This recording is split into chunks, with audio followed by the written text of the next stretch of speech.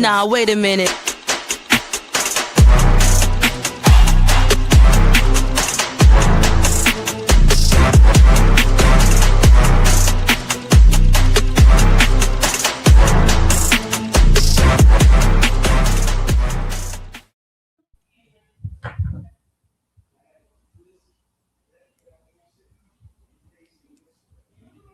Muted.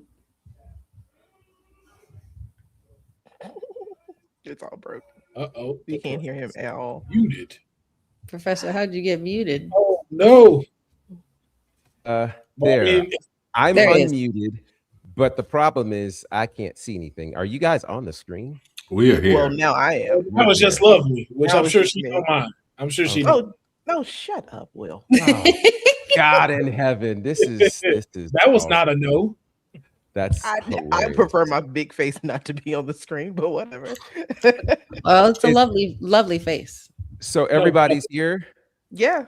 We're all here. It's a lovely day. It's Okay. a lovely day. Lovely. Great. Love Well, the day. welcome everyone. It's great to have you guys. Right. He's the only one on the screen right now. It's so Not all. I'm the only one on the screen? No, she I is. love this. She's the only one on the screen. Really? Yeah. Talk to us, lovely. Okay. No, thank you. Oh no. gosh. Okay, wait. This is Tell us about your spring. Give me No. a second. She said no.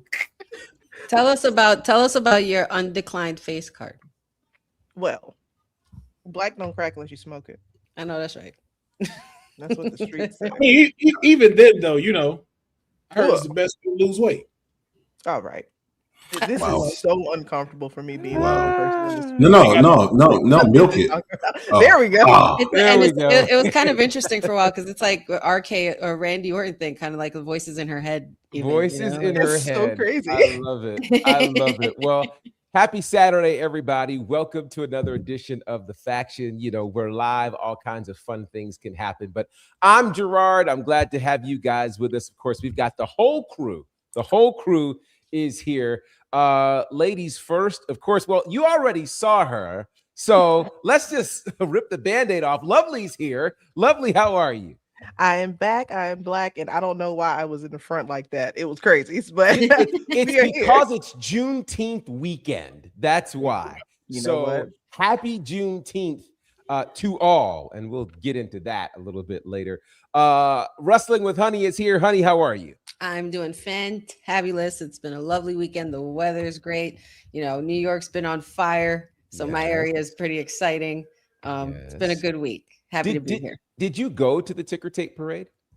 Patchu and I thought about it. We were like, maybe we shouldn't. And we already knew that judging by the wins in the finals, you know, not even when they won. So I was just like, we could enjoy it right here. And then we still had a good time nonetheless celebrating.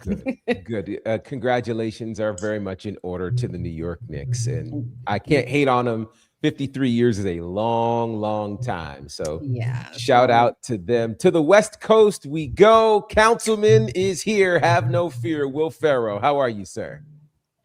Man, I've been working harder than Jay Cargill's wig on SmackDown. Why? It's awesome. You know, I tried to forget about last week, and it's only a matter of time. Thank you. That's actually good. I appreciate that. That's good. That's good. Last and certainly not least, representing, of course, Houston, Texas, where who was in Houston the other night? AEW was in Houston the other night. That's right. James White is here. James, how are you, brother? I am more tired than Ric Flair's breathalyzer, but I'm here.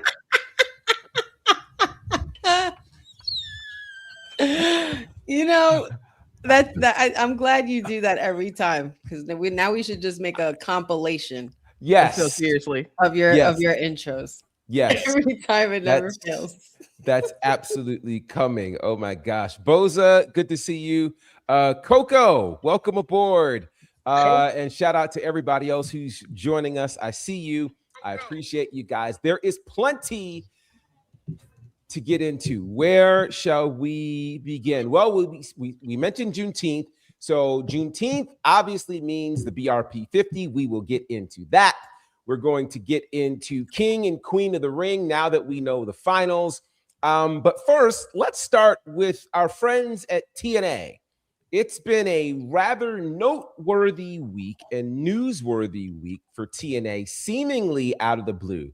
Next week is Slammiversary, one of their big 2 events of the year. And ahead of that, we heard of a couple of signings. We heard of a couple of releases / parting of ways. Let's start with the parting of ways. We heard Tessa Blanchard's gone. We heard that Sami Callihan is gone, and we heard that Tommy Dreamer is gone. Tommy Dreamer was head of creative. Sami Callihan apparently thought he would become head of creative. And we all know the controversy surrounding Tessa Blanchard. What, if anything, do these releases tell us about the current state of TNA? Will, let's start with you. A lot of change. A lot of change happening. I think, these deals with AMC, I think partnership with WWE, even though we haven't seen as much lately, but I think things are shifting, things are forming, and there's a lot of people that, when stuff gets moved, especially like me being a graphic designer, when stuff gets moved and the trends keep going, it's like some things you just can't keep up with. Like if I'm a 40-year-old graphic designer, they're not going to put me on projects that are for 18 to 25-year-olds because I can't relate to that. So now with an audience shifting from just diehard fans like ourselves that'll watch the product, it's like TNA knows, it's like, hey, we got to start being able to do the same thing everybody else is doing and talk to these casual fans too, and other things that are in the locker room. Like we've heard rumors of this, we've heard rumors of that. We've heard people didn't apologize for this. We've heard people are saying things about certain other folks, and it's a lot. But I don't know what direction it's pointing in, if that progression is a good thing or if it's going into a right-wing thing. Oh, that's an interesting thought. Honey, your thoughts on where TNA is right now. I mean, if you think about it, the last few years for TNA have almost been a bit of a roller coaster. I mean, you had the moment, of course, they've signed Nick Nemeth, they've moved from Impact back to TNA. It seemed like things were going really, really well. Then suddenly Scott D'Amore is gone. And but then they seem to pick things back up. And now we're kind of at this space. What do you make of kind of the last few years of TNA? It's definitely a lot of ups and downs. I think it's been for TNA what it's been is just them trying to find their identity, find their place in the industry.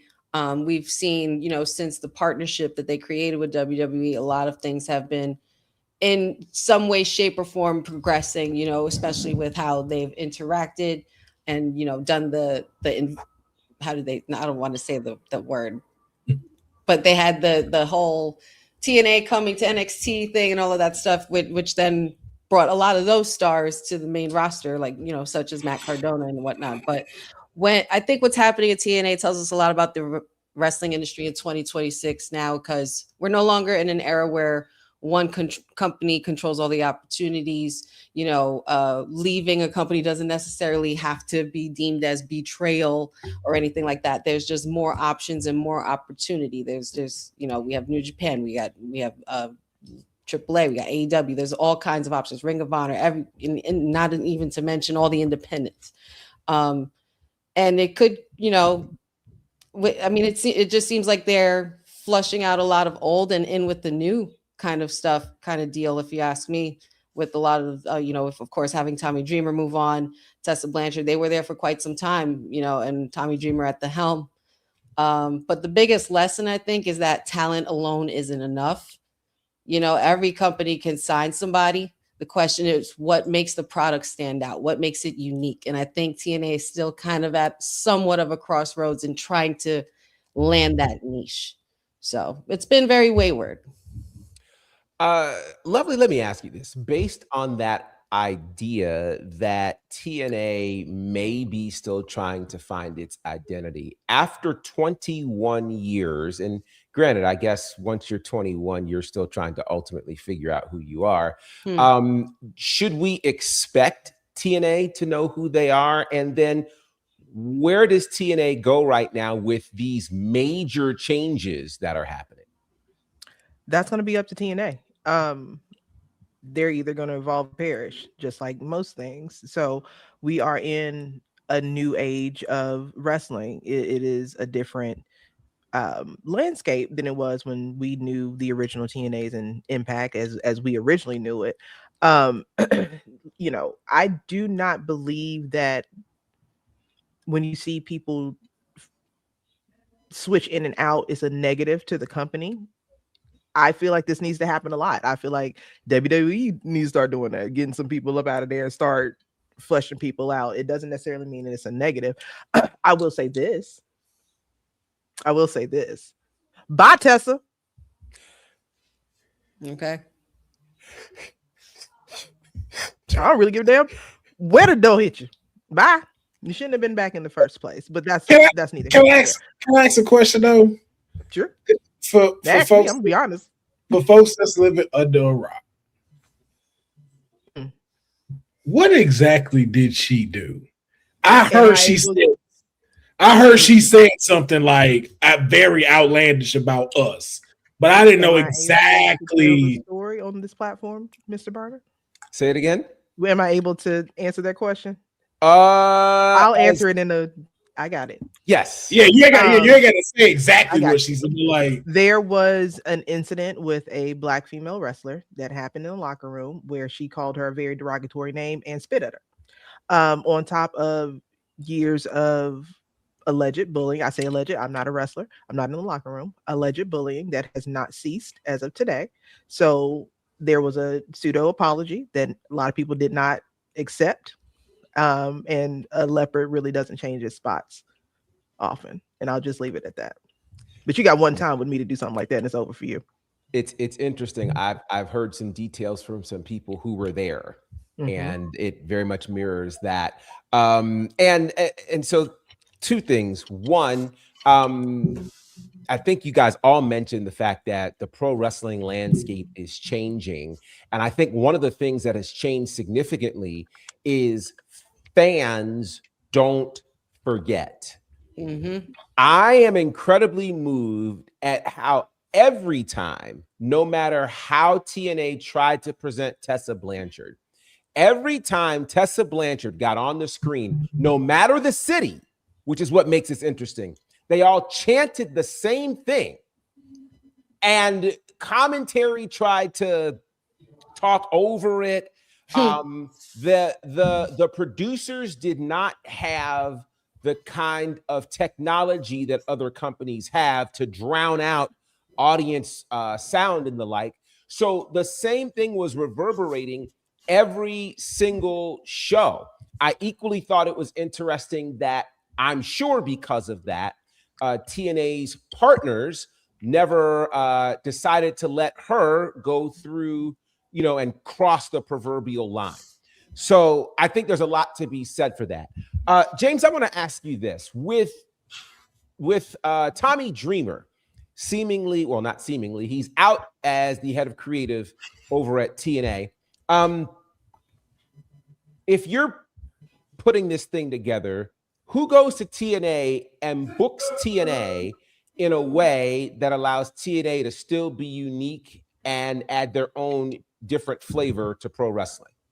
Will Ferrell. That's not a bad idea at all. I'm with that. Hey, your councilman will turn everything around.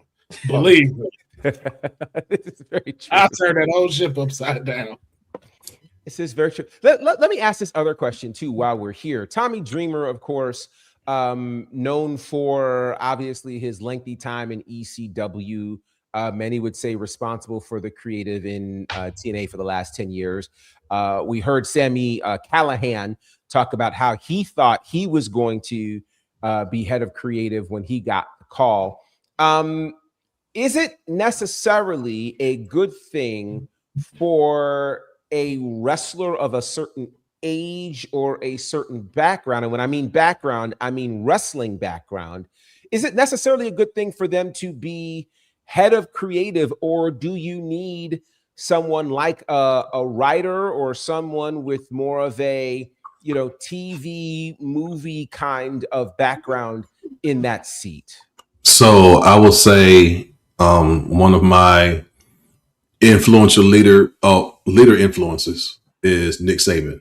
Is a former head coach of Alabama, and he was a head coach of Alabama for 17 years and won 6 national championships at Alabama in a 17-year span, got to 9 championship games. It's unheard of. What he continued to do on a roster that would continue to um, rotate every 3 to 4 years because he's a college player, but yet he was winning at a high level. He understood the guys that were there, and he changed his program and his systems based on the talent of the personnel that were there. So it wasn't just his way. His way was winning. He found out how to win with what he had. Now, he coached there from his late 50s to his early 70s, but yet was still winning. And he's coaching 20-year-olds, 18-year-olds, 19-year-olds, but yet gave them what he was, but found out what appealed to them so they could come together and win. So it's not necessarily just about who's there, but can they work with the roster that's there? Do they understand the landscape? Do they know how to win with what they have? And, you know, I don't know what was going on in the room with Tommy Dreamer. I don't know what was happening as far as his viewpoint of wrestling and what TNA was supposed to present. But yeah, if they can find somebody that can do what he did, I didn't see any groundbreaking work that can't be replaced out of there. I didn't see anything that made me want to tune in. As a matter of fact, when I watched the first night that it was on back on episodic television, I'm like, they got some work to do because this is not a watchable product. So, you know, to Lovely's point, this may be a blessing in disguise, but I don't think you just go all Hollywood. I think you need to understand what wrestling is. You know, whatever their identity is, and their work keeps coming up, they need to find out what that is. You're not WWE Junior. Mm-hmm. So if you bring somebody in that's thinking in a WWE way, then you're going to get a lesser version of what that is. When TNA was rocking, they were their own thing. Mm-hmm. You know, when it was AJ Styles, when it was Christopher Daniels, when it was Samoa Joe, when it was the Wolves, you know, what they presented rivaled a company that was 10 times more expensive, put it that way, had a larger budget, but their product was fire.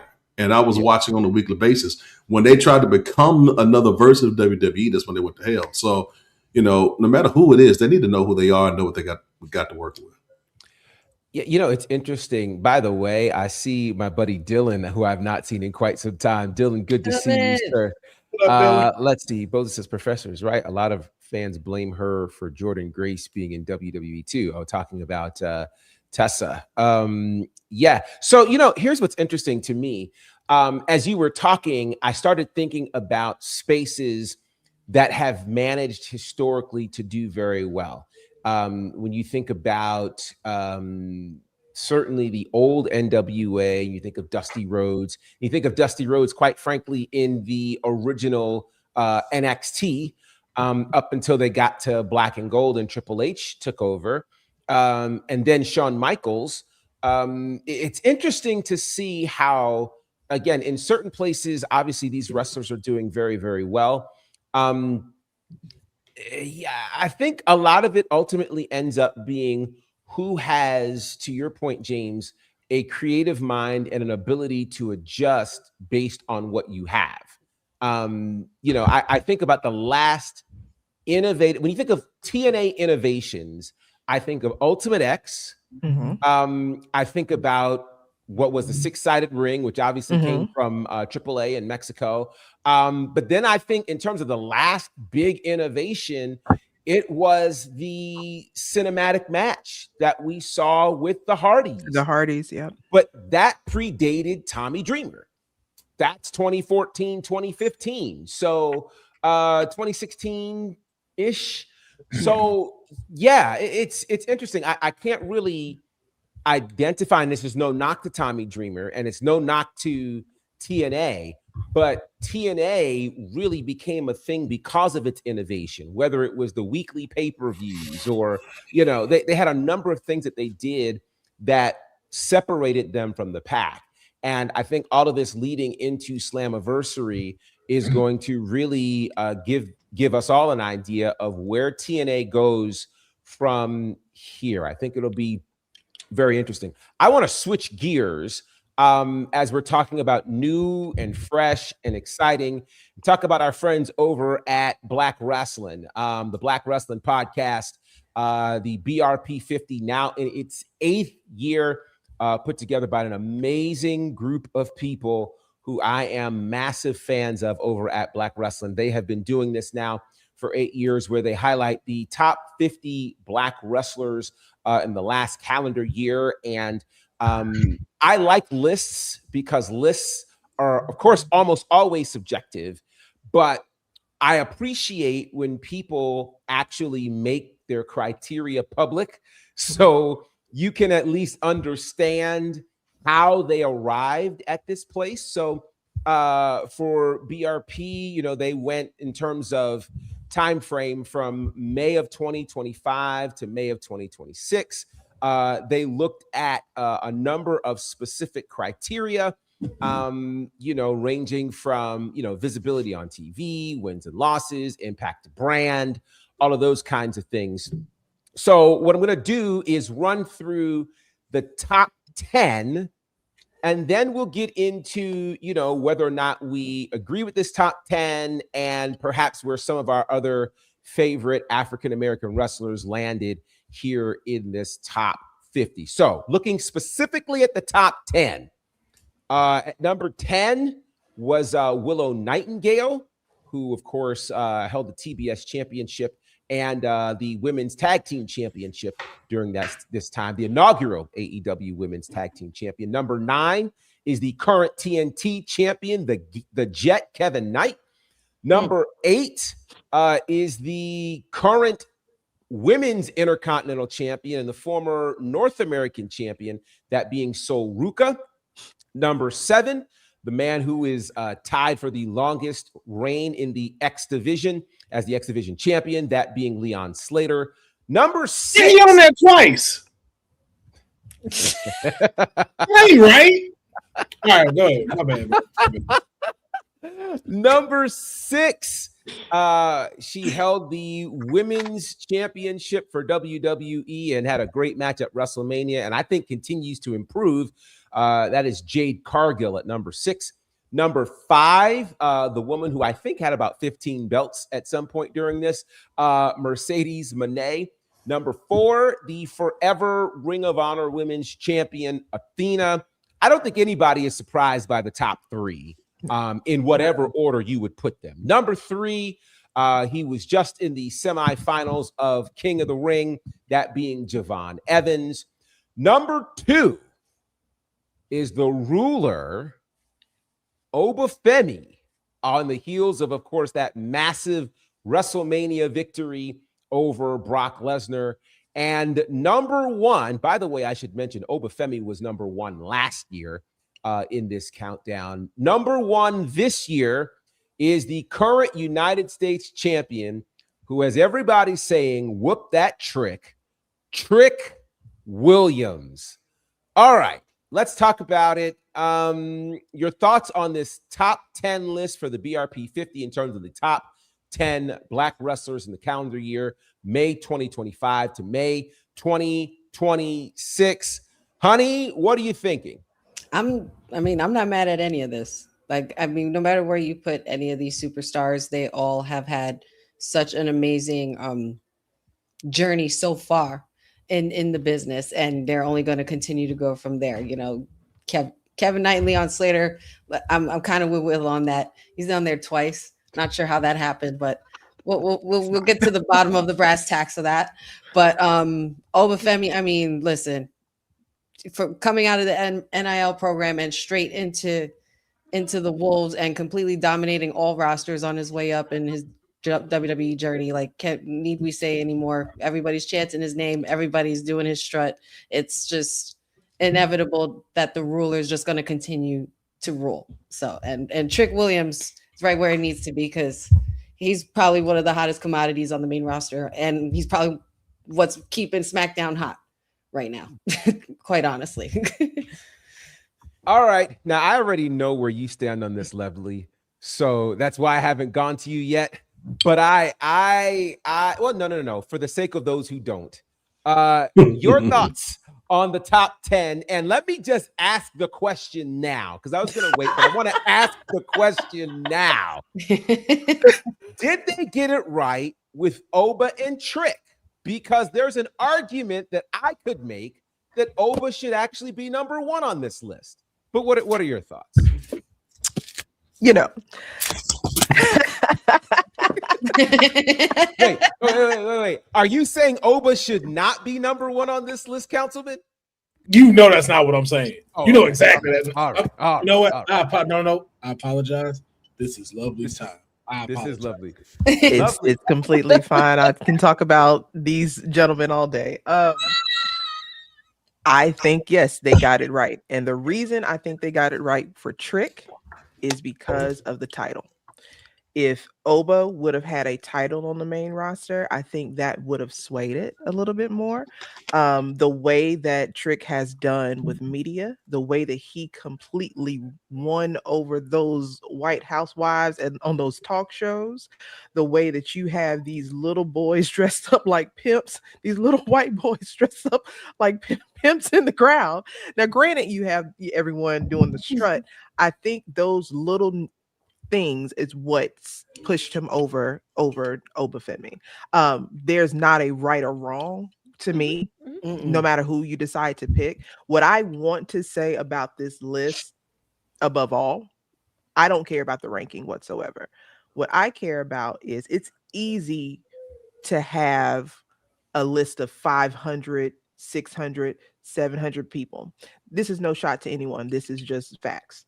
It's easy to have that large of a scope, but to narrow it down to the top 50 and doing it in an intentional way. Now, granted, the Leon Slater thing, I'm gonna talk to them and figure out what happened with that. We'll figure that out. And I think that's just probably a mistake. I think it was just a clerical error. I don't think it was anything like that.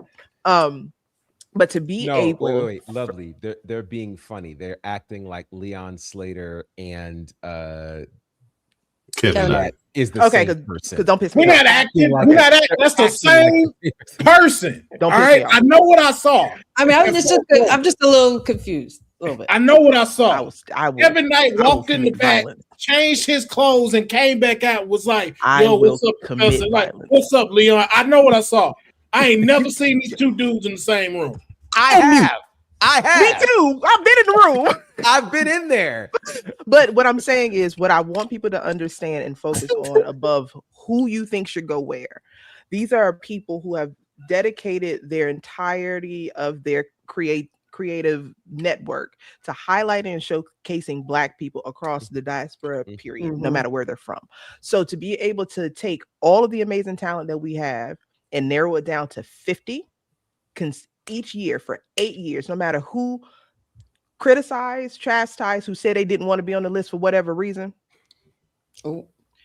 They have been consistent with this and they've been intentional with this. So that's the main things that they're showcasing people that people may not be, may not be familiar with their identity, and they're showcasing us. They're showcasing Black folk. So I don't care who was at number 1. I'm just proud that they are continuing to do this and they're doing it at the top of their game and they're being intentional with what they're doing. So shout out to my family at Black Wrestling. Something else, season 4 is coming soon. Well, I love them. I'll have my say on that in just a second. Let me ask you this, James. If you look at, and I just mentioned the top 10, I did not get into, who made top 20, top 30, top 40. Looking at this top 10, and all 10 of these names are not just on TV, but have held championship gold of significance over the last year. What do you think that means for the state of representation for African Americans in pro wrestling? I couldn't be prouder. I remember growing up, all you had was Junkyard Dog, Big Cat, Early Lad, Iceman King Parsons, Sweet Brown Sugar, Coco Beware, and that was it. across 5 different, you know, they would go to different places, but that we had 5 and no women, you know. So the fact that we could even have 50 and these 50 are in prominent places, and most of them are not in characters that demean or exploit Black people. They're able to be themselves, you know. And my daughter, who doesn't even watch wrestling, just loves Javon Evans. You know, she walked in the house and watched him do a promo one time and says he's a YN, and that's essentially.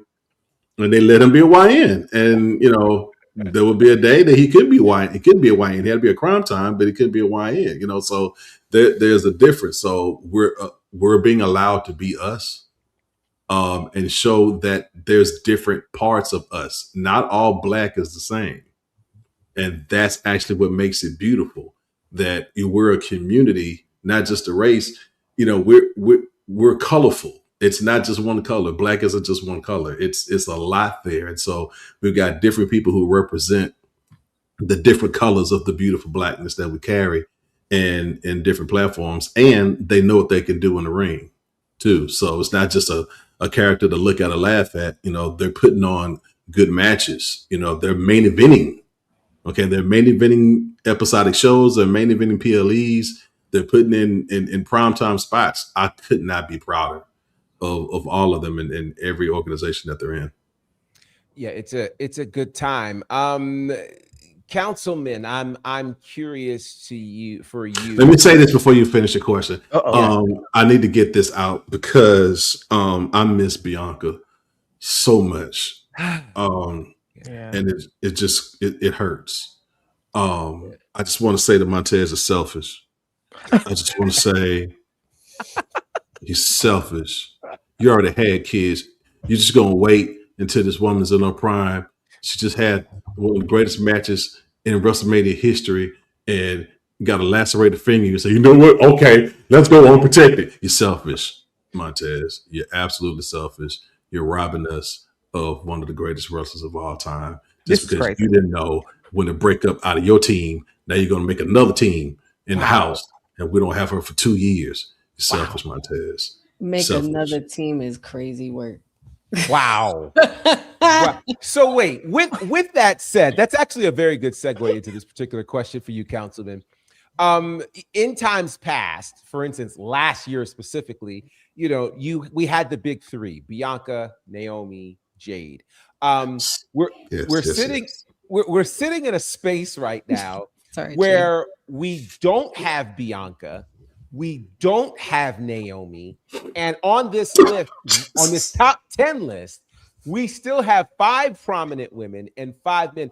What do you think it means for Black wrestling that 2 of the biggest stars in the sport are gone and we're still kind of continuing? Yeah, he's waxing poetic, folks. Oh, he's just muted.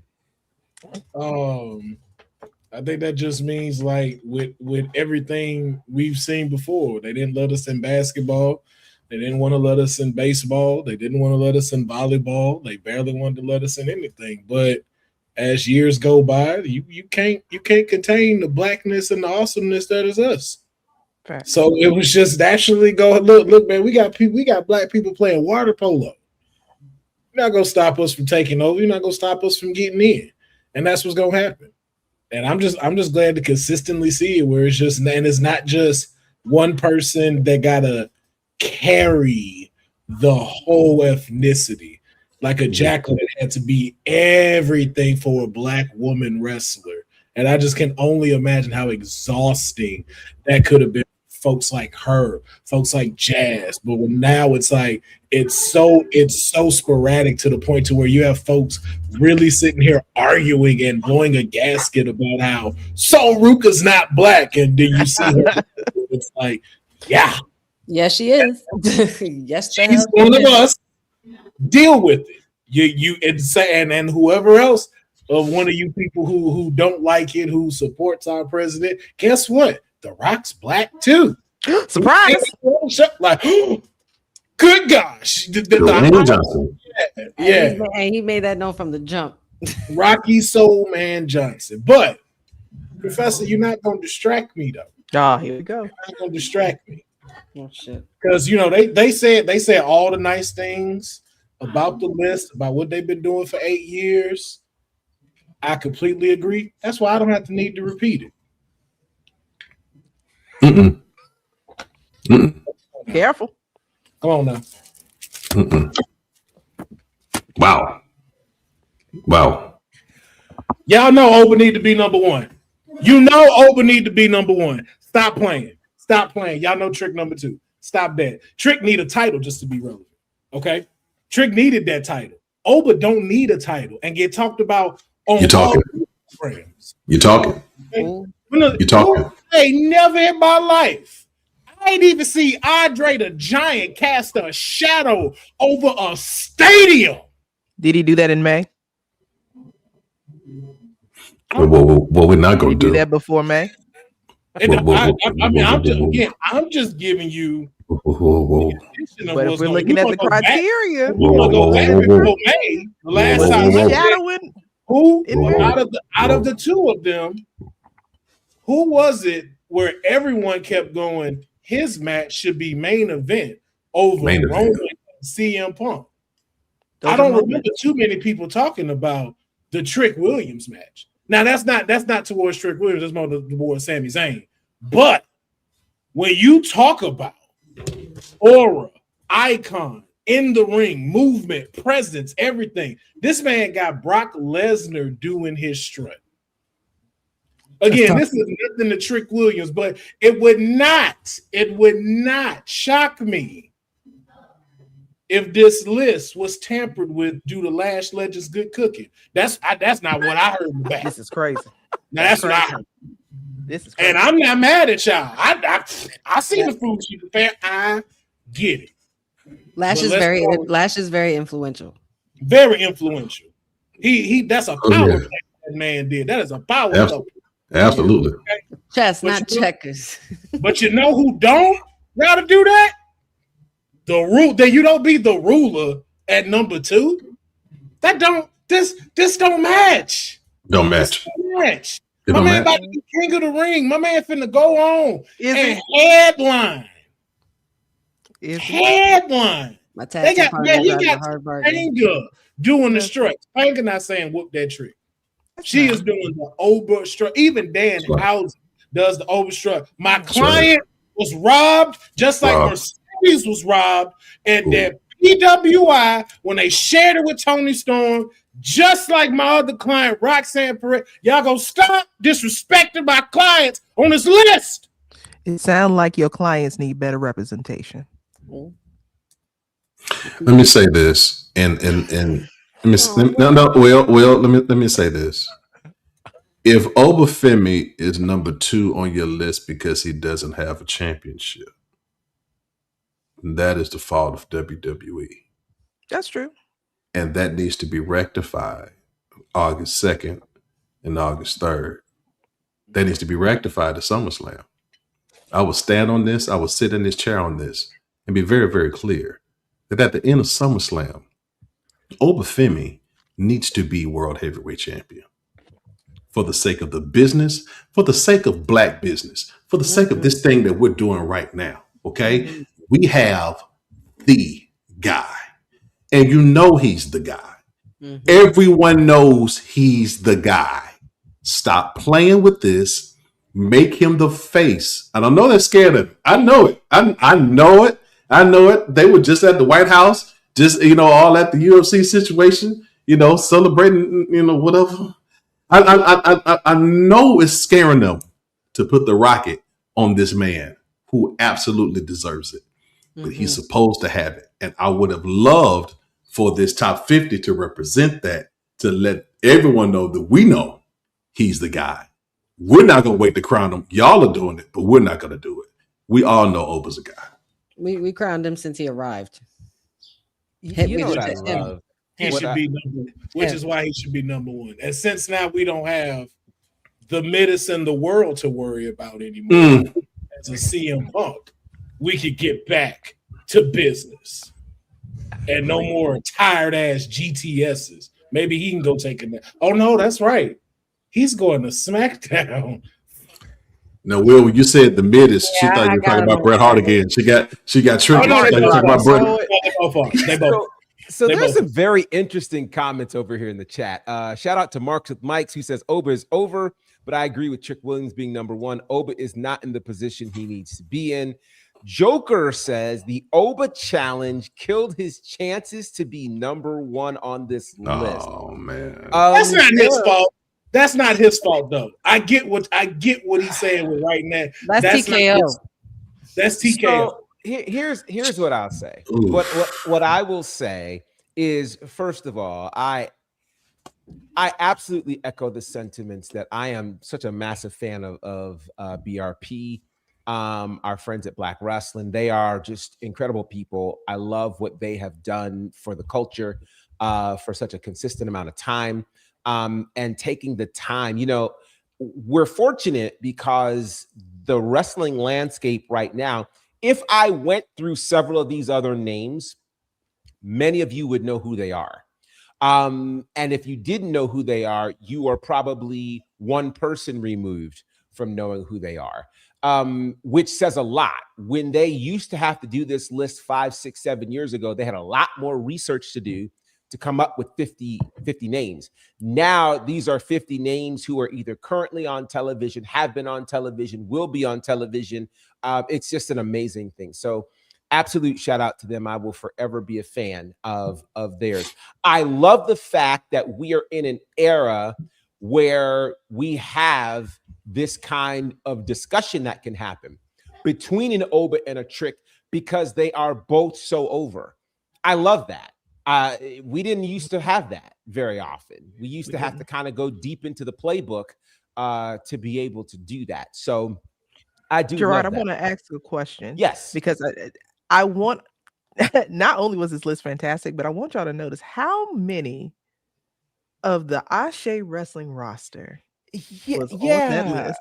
Let's talk about it. Let's talk about that because you don't have to go far to find Ashe. At number 14 is the Ashe Wrestling Women's Champion Charity King, which let me just say that makes her the 4th highest ranked female on this list. Wow. That is behind Athena. I'm sorry, the 5th. Athena 6th. Sorry. Athena, Mercedes, Jade, Soul, Willow, and Charity King. Wow. I mean, but that's a lot. That you that's take the other major. 5. That's major. Like that's major. That's huge. That's major. So shout out to Charity King, 2 belts charity now. The Ashe Wrestling Men's Champion, Darius Carter, number 17 on this list. Khan, who is the Pan-African World Diaspora Champion, who won that title at Ashe, is at number 21. Cedric Alexander, who has spent quite a time in Ashe, is at number 22. So, like, you're not having to look far to find our people, which I'm very, very excited about. Where's Raheem? Don't. God. LeBron Cozone at number 37. Shug D at number 38. Isaiah Broner at number 41. I'm just very happy about this. Jordan Blade at number 45. Darian Bankston, number 46. The Ashe Men's Tag Team Champions at number 47 and 48. Duke Davis, Gannon Jones Jr. I mean, we're all over this list, which I just think is amazing. And when you think about a Charity King being higher than a Kalani Jordan, a Maya World, a Lash Legend, a Red Velvet, a Callie Armstrong, it says an awful lot. So if you guys have not seen Charity King yet, go check out any of the Ashe shows, or of course, you can check out The World Is Yours next Saturday live on YouTube and watch Charity King go to work. But let me ask. I'm sorry. There was such irony in James asking where's Raheem, only because apparently he's supposed to be easy to find, but hard to beat. Let me So with that, let me ask this: if we're going to go down the road of Raheem, as still the WWE champion. If you've got Oba, who is seemingly the uncrowned king of the ring and future world champion, you've got Trick as the US champion. You've got all of the things, a Lash Legend who won her first piece of gold in this last year or so. I saw yesterday while I was on the socials, one of the first things I saw was a wonderful post from our friends over at AEW wishing everyone a happy Juneteenth. I saw a number of independent wrestling promotions do the same.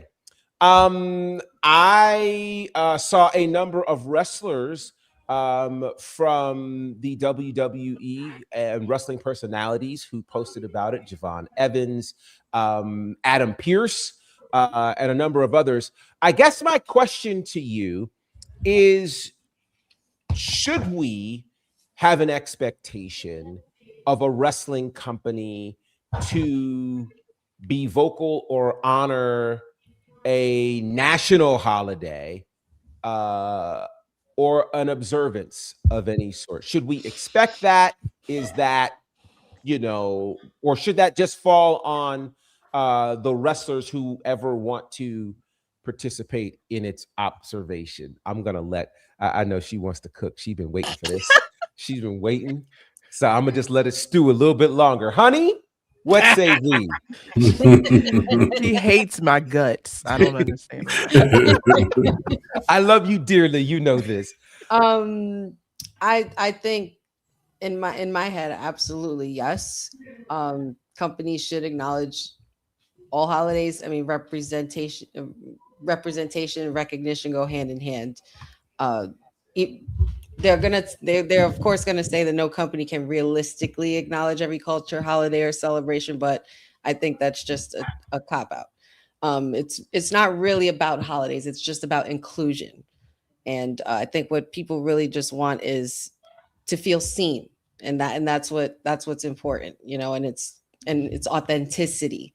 You can almost tell that, especially when you have all these wrestling companies promoting all these different holidays and all these different diversities, that they're doing something because either you could tell which ones are being genuine, and you could tell which ones are doing it because society and social media expects them to.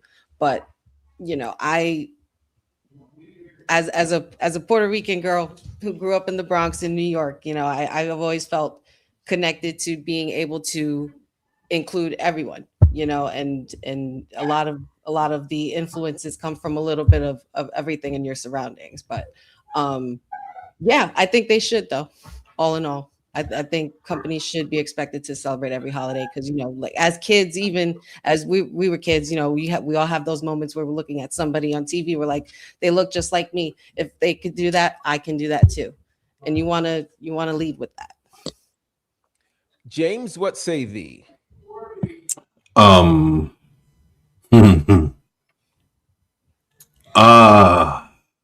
was hoping that Honey would give me something to just piggyback off of. And I would just say, yeah, but I'm not Puerto Rican. I've had enough of bald people. You know what? Speaking for myself, James. You know what I meant. Oh. When you say bald, I'm not going to go that lovely. I want, if you are going to do it, be genuine. Mm-hmm. If you are going to do it, it needs to come from a respectful place and not one of those we got to type deals, like here. Right. It shouldn't come off disingenuous. It should be well informed. But more importantly, I just want you to treat the people in your company with the respect.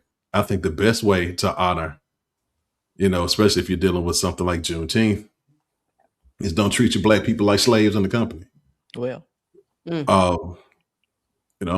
we show how much we value who we have by treating them by the way we treat them. I don't want to have this great Black History promo for 4 weeks and then we see 2 Black wrestlers on the show, on a 3-hour show. So to me, it's the way you treat them more so than anything. I respect it as long as it's genuine.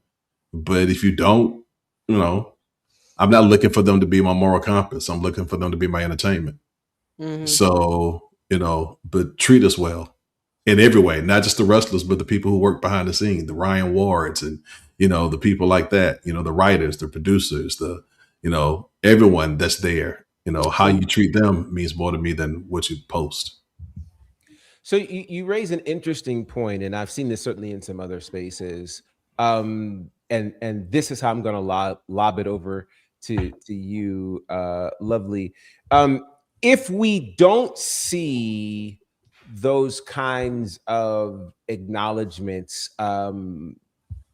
whether it's Juneteenth, whether it's Women's History Month, whether it is Asian American Pacific Islander Month, which one would think they would do given you would think you feel me?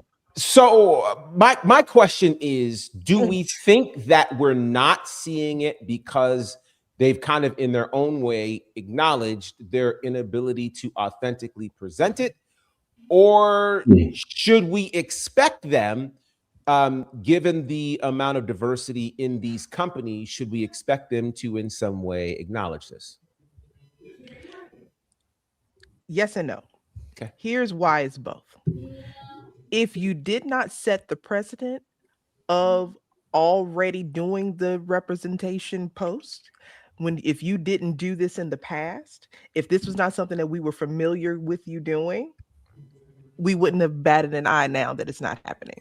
The fact that WWE used to do this, the fact that we had the acknowledgement with every single minority group that was acknowledged, there was always something. We ain't seen Dr. Martin Luther King on their programming in 3 years. And that was their go-to boy.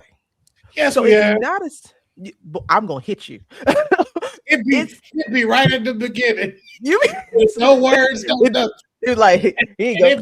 But it'd be this quick. And then it's the fact that we've seen in real time the tide turn with them.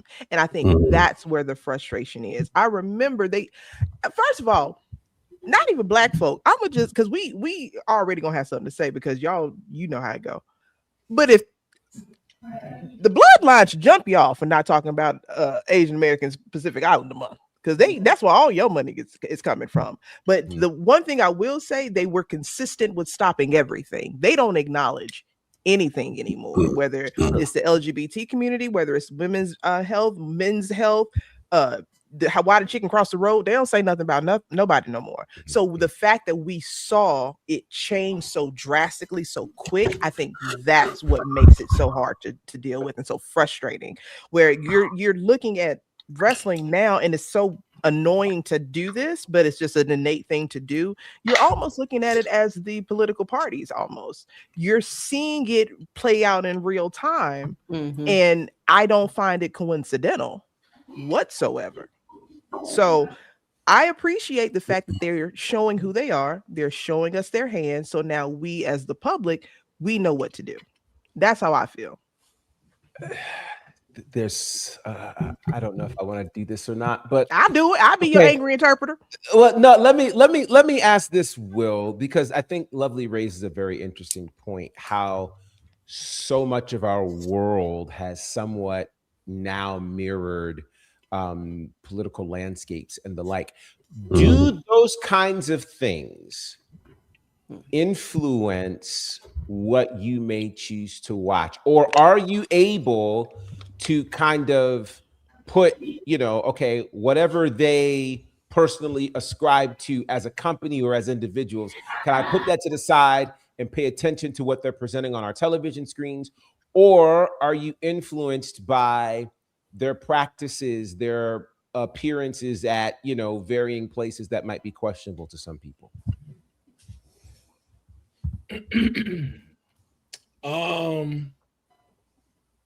Damn, that's a good question, because that's also the same thing of like, can you separate the art from the artist? From the artist, that's what it is. It's a loaded question. Yeah, it's a very loaded question. I mean, I honestly though, yeah, because we do it every single day. If you decided to not use or not watch something from somewhere that you didn't believe in their moral beliefs, we wouldn't be live right now. Facts. I'm sure somewhere there's a StreamYard owner or something that is up to no good. But this is the world we live in, and you have to be able to find a way of like, does it outweigh it itself to where it's like, okay, I can't be a part of this, or is there a balance where you can find the silver lining in it? Mm-hmm. Like for WWE standpoint, where you see them going so more far right about stuff, you also see the other side of it where it's like, okay, I have the tribal chief sitting at the president's booth along with Donald Trump, who again tried to get rid of Juneteenth, so doesn't really mean far-fetched that WWE ain't posted none of it no more. It's in their pocket. But then on the other side, I just got to see almost 10 black wrestlers in a full week's programming. So then the thing is like, okay, like, what do I do? So like where there's progression, there's always going to be that steps that got to get taken back.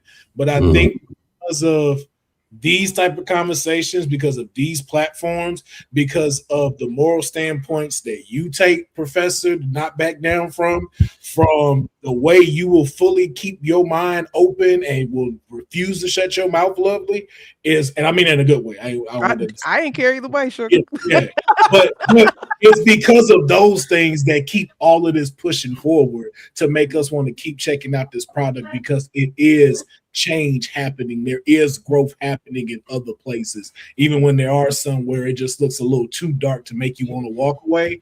It's times like these where it's like, okay, this is bringing me back in.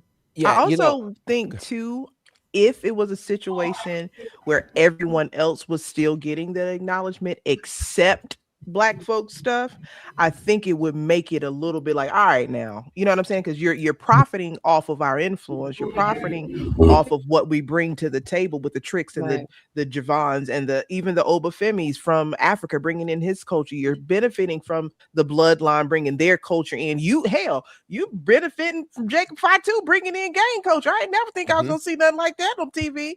And not acknowledging just one group. I think then that's when we need to be like, all right, you know what I'm saying? But they did do a uniform decision where everything got wiped out.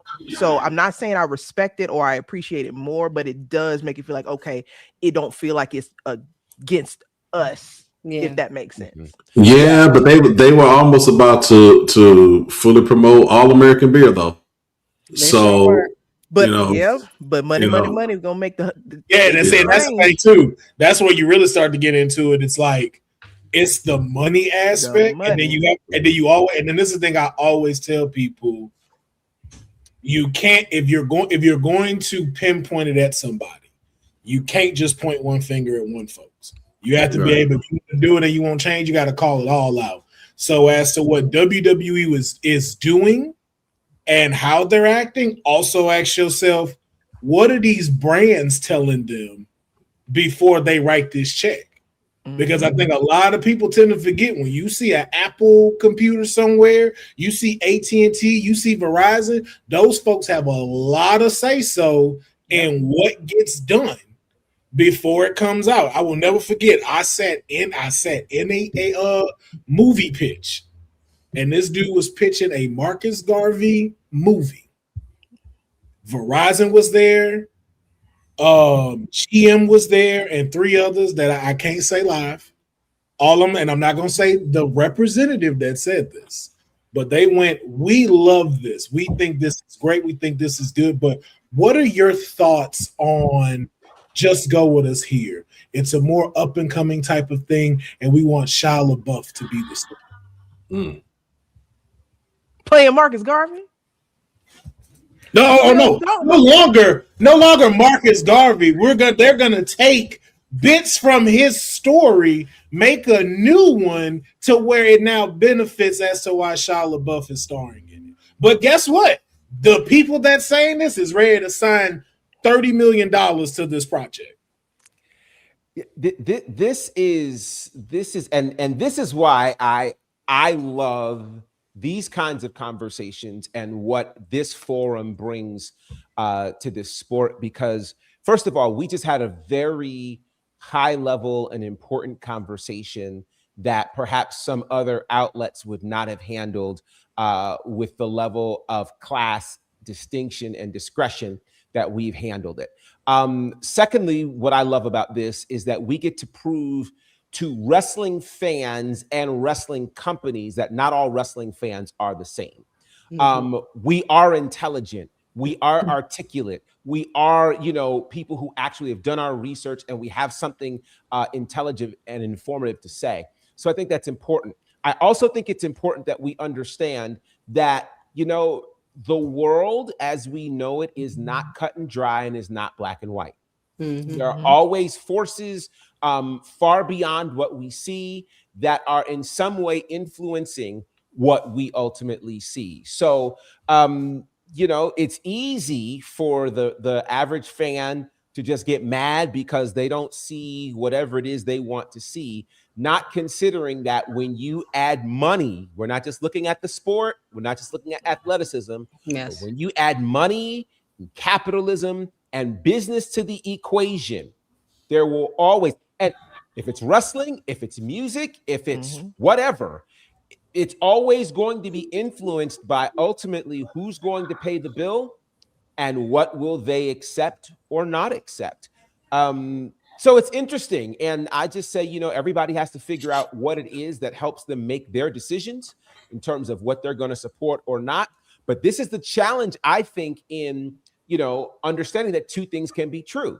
It can be true that you may not like the practices of a certain company while also recognizing, hey, they're the largest company in the world that does this. And I'm really glad that we have so many people of color on screen in a great position, because ultimately they get to eat and ultimately people get to watch and be inspired. So it is never as cut and dry, but I like these kinds of conversations that really help to just add some information to the equation. I hate that we're out of time because we're just cooking. So very, very quickly, we are 1 week away. Matter of fact, this time next week, we will know the answer to who is the king of the ring, who is the queen of the ring. We know for sure, king of the ring, it's Oba versus Jey Uso. Sorry to laugh like that, but that's what we have. And on the queen of the ring, we've got, my God, Olivia Morgan. Olivia. And Io Sky. Who's leaving as the king of the ring and queen of the ring? Very, very quickly. Honey. King Oba, Queen Io. James? What Honey said. Okay. Councilman. I will never go up against my client. It's gonna be King Oba. Queen of the Ring, I don't care. Oh, good Lord, man. Lovely. Child, I don't know. That's the real answer. I don't know. I don't even know what's going on no more. It should be Oba and Io, but we know it's probably, if y'all give me King Oos, I swear to God. You know it's coming. TKO is gonna do it. You know it's coming. You know it's coming, man. Oba talking about Brock way too much. He talking about him way too much. Yeah. Also, though, can I just throw this out? Can I just throw this out there? Night of Champions, and ain't all the titles on the line? That's all. Not all of them. Yeah, I talked about that on the watch along last night. I'm not happy about that. Where are IC titles at? No, I'll give you another one. Where are tag team titles at? Oh, that's right. One of them gonna be in a steel cage match for a beef that was supposed to be over. So you mean to tell me, Will, there's a non-title match on the Night of Champions PLE? And it's a steel cage. And it is hamsters over there in creative spinning the wheels. I don't care what y'all say. I know we out of time, but y'all gonna have to hear this. What the hell are y'all doing? Because none of this makes sense. Why is Olivia, who is the prize, in the damn finals? Don't piss me off, because this is stupid and petty ass book. I'm sorry for the words, Professor and Pastor. I'm so sorry. This is stupid, because what are we fighting for? She's in the match.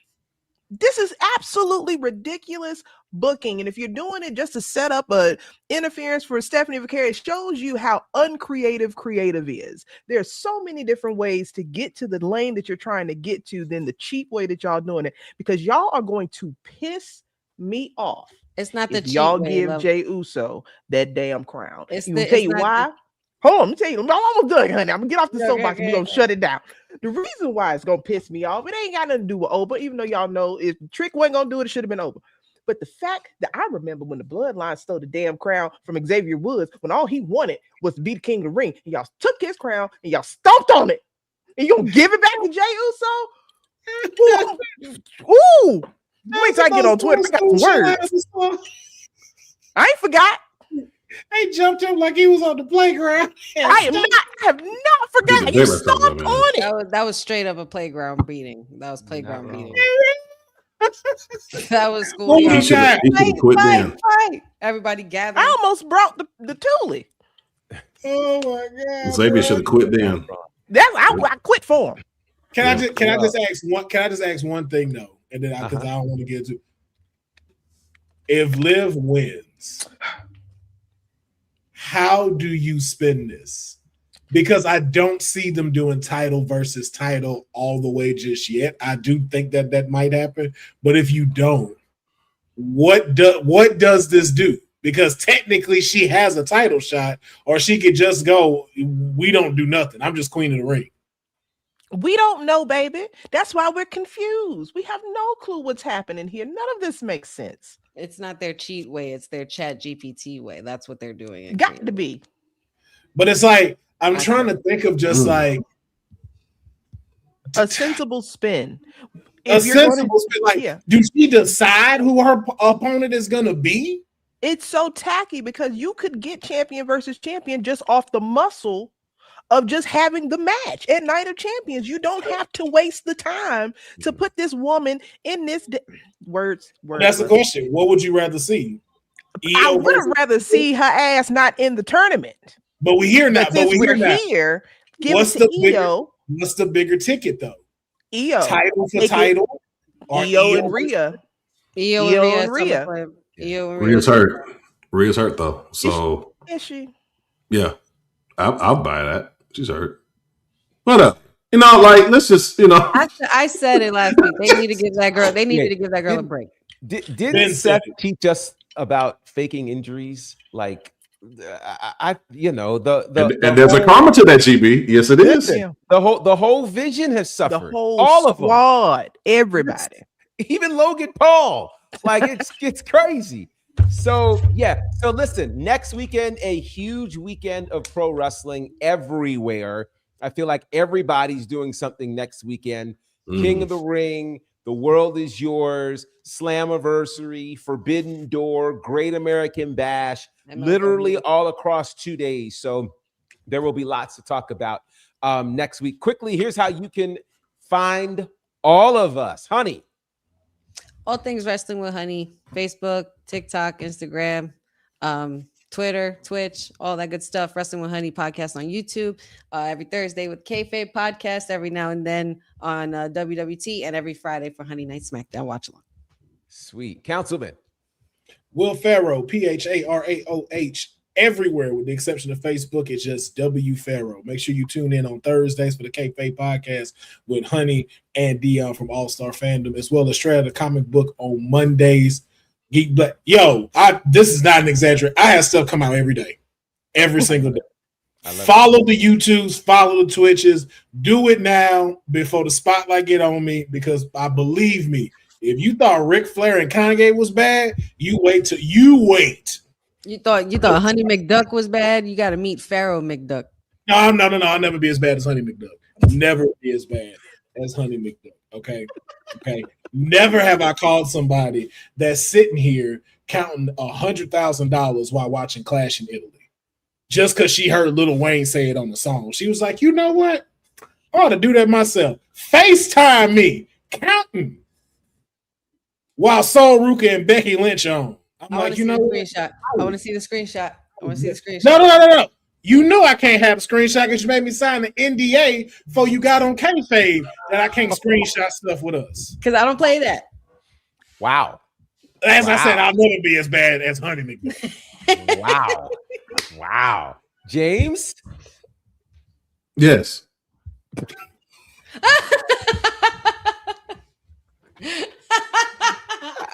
Present. How can they Present. find you, sir? Yeah. You can find me at Honey Loves Mid and Wow. on all social platforms. I love this. I love this. Last but certainly not least, the great wrestling auntie. Oh, wow. Lovely. Oh, wait, she's muted. I don't know what Lovely saying. Just She's talking. saying something great. That was my fault. I don't know what's going on. Sorry. You can find me on all social media platforms at It's Lovely Laveau. You can find me Wednesdays on Beyond the Bell podcast at 6 p.m. Something Else season 4. We are in the works getting our guest list together. So we will be coming to a YouTube channel near you, only on Black Wrestling podcast on YouTube. And of course, you can see me on June 27th at Ashe, The World Is Yours. I got a chance to get my hands on the new merch. It came out beautifully. So if you're there, please go pick it up. It was very, very well done. And I can't wait to see y'all. Also, JB Uso selfish too. I need to get that out. All right. Hey man, listen. Still want him to put my shirt out that I gave him the idea to. 5 letters, 1 word. Bang, bang, ski. All right. Sell. It would just sell. I'm telling y'all. We need to start saying it loud. Shout out to everybody in the chat. It's been wonderful having you with us. We lasted this long. Good Lord. Hopefully we'll be back next week. I appreciate you all. Just thank you guys so much to this amazing panel. You guys are just incredible. I love what we get to do. And we'll be back next week, good Lord, for the Fashion Reloaded.